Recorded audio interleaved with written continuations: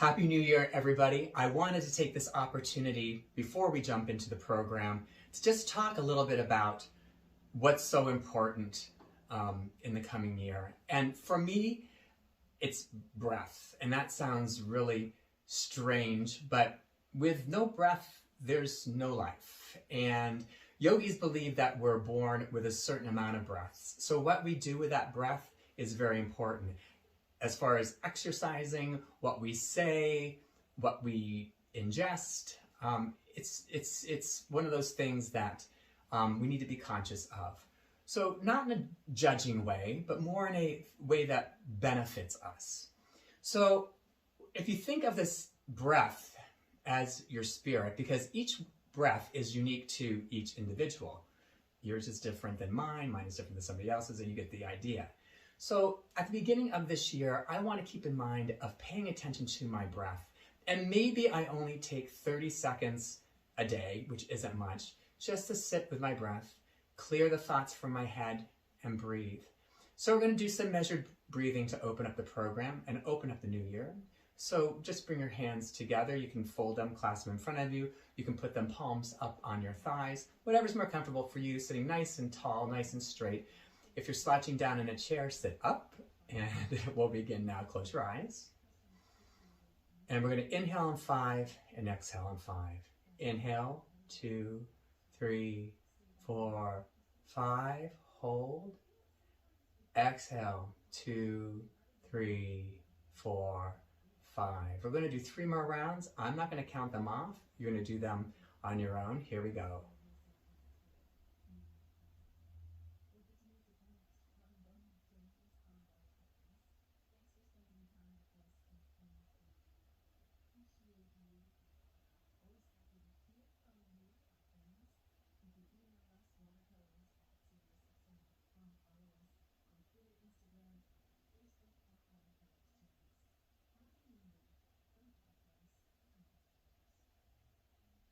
And let the eyes flutter open.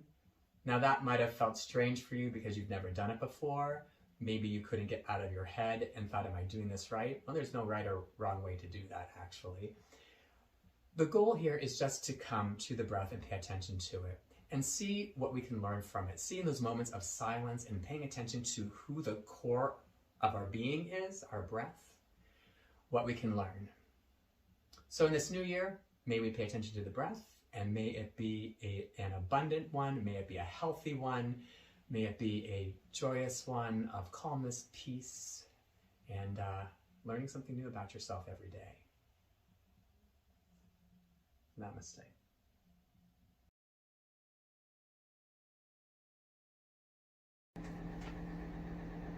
Welcome. Today I want to talk about letting go. Let it go.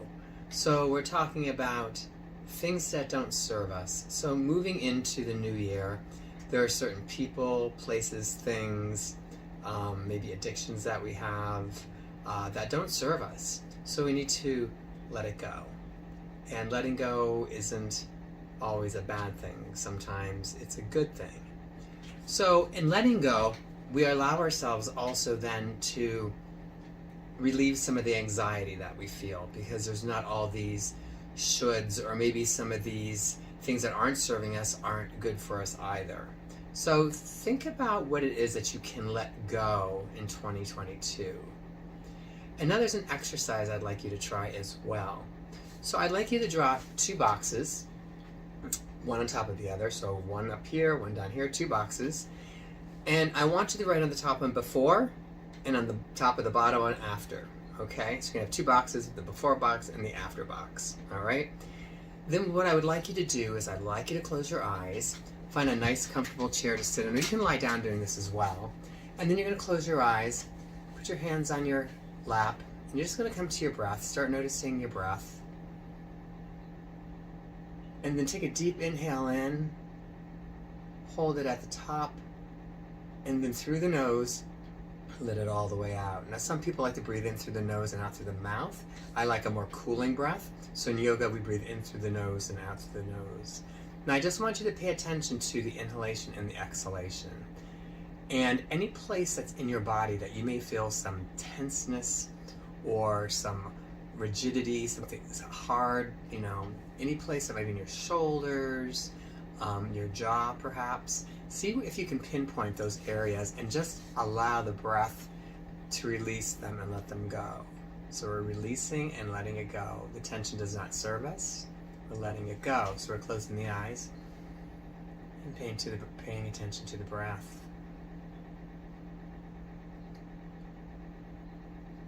And just do this for a few rounds until your body feels a little less tense and a little more relaxed. And then I want you to take it in those boxes.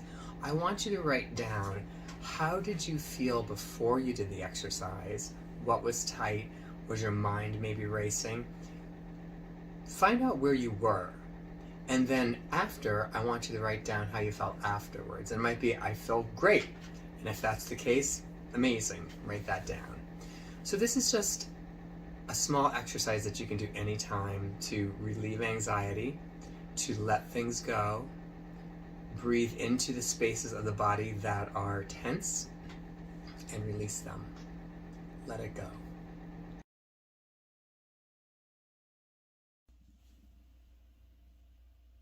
Welcome to the yoga card section of the show. So it's my intention each week to select a card that speaks to me intuitively. I'm very intuitive, so I like to kind of go through the cards and see what speaks to me.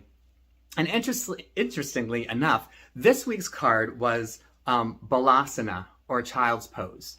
And I thought, how perfect. It's the new year, it's the baby new year. Balasana is Child's Pose. So we're going to take a look at that. We're going to do it in a little bit. But I just wanted to read you a little bit about what Balasana means. The ultimate goal of yoga is to help us surrender to a higher power. Yoga liberates us from ego and binds us to the divine through love. Child's Pose is the childlike surrender to this divine grace.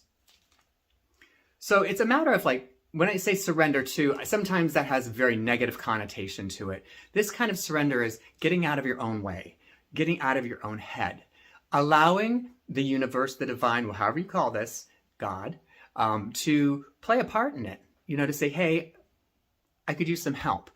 And that's perfectly fine. So we don't always have to take that burden all the time. So become more like a child, ask for help, and be willing to surrender. It's good. It's okay. So what kind of healing benefits does this have? How is it good for the body? Balasana, Child's Pose. It releases tension in the back, shoulders, and chest. It's good for dizziness and fatigue. It calms the mind. It relieves stress. We love that one. Stretches the internal organs, lengthens and stretches the spine, relieves neck and lower back pain, and who couldn't use that? Stretches the hips, thighs, and ankles, normalizes circulation throughout the body, stretches muscles, tendons, ligaments in the knee, and encourages strong and steady breathing. Wow. As you're going to see, this one simple pose does all of that. So let's take a look at it. Balasana, Child's Pose. So we're going to start in tabletop position on all fours. The wrists are directly underneath the shoulder blades. The knees are directly underneath the hips. You're going to take the toes and bring the toes together. You're going to take the hands and bring them out front a little bit. If the toes cramp up, just flip the feet the other way and stretch them out a little bit. This happens to me a lot of times. So we're actually going to take and step the hips back now. Let the hips come back towards the ankles. Let the hands stretch forward. Come all the way down. Let the forehead come down to the mat. And breathe normally. Reaching the hands out in front. Crawl with the fingertips towards the front of the mat. On the exhale, set the hips back even further. Now, if you have a space back here that you can't sit the hips all the way back, then you can put a blanket in there. You can put a pillow in there. Anything so you can let the hips come back. This will come in time if you don't have the flexibility or the access here. That's fine. We just want to give it the opportunity, all right? So as you can see, this pose looks very simple and very easy. But what it does, the benefits are incredible. Take it slowly. Allow yourself to surrender to the pose and see what Child Pose brings up in you. So if you're like me, you always want to know a little bit more. So we just took a look at child's pose and we heard of the physical benefits of it, but what are some of the maybe more spiritual benefits of it? You know, there is a system of chakras in our body, and this pose, child's pose, actually is associated with the third eye chakra, which is right there. It's called the chakra of light, Anya. It's associated with wisdom, creativity, vision, intuition, and psychic abilities. Now, if you have an imbalance in this chakra here, then you might be prone to paranoia, delusions, brain fog, kind of like COVID brain. We all know what that's like, right? And addictive behavior. So that's something to watch out for. You might be able to do some child's pose and help relieve some of this. The organs that it refers to are the pineal and pituitary gland. Foods that you may want to eat to align this chakra even more, or when you do child's pose, is apple cider vinegar, garlic, lemon, watermelon, and honey. Some herbs that are good for it are alfalfa, parsley, ginseng, blue-green algae. Gee, I don't know how that tastes. I don't think I've ever had it. And chlorella. I don't even know what chlorella is. If you know what chlorella is, drop me a note and let me know, okay? I guess I could have Googled it, but I didn't. Gemstones include lapis lazuli, aromatherapy. You might want to try some juniper or some sandalwood. And if you really want to get into the essence of Anya, the third eye, there is a mudra for it. It's a hand gesture. So you basically bring the ring finger in, and then you take the index finger and the middle finger and the thumb and you bring them together. Keep the pinky extended. You bring the points of those three fingers right to the middle of the eye here. Flatten it out so you don't get your fingernails in there. Close your eyes and breathe. And trying to keep the mind clear, allowing the breath, your spirit, to speak.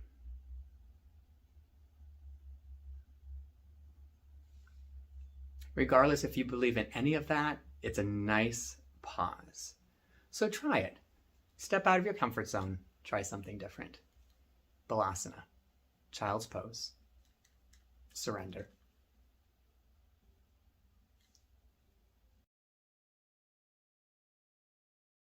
So each week we take a look at our tree guide, and I shuffle and I select a card prior to the show, only to save time. So I shuffled and I pulled out a card, and the card that we have for this week is the Hawthorn card.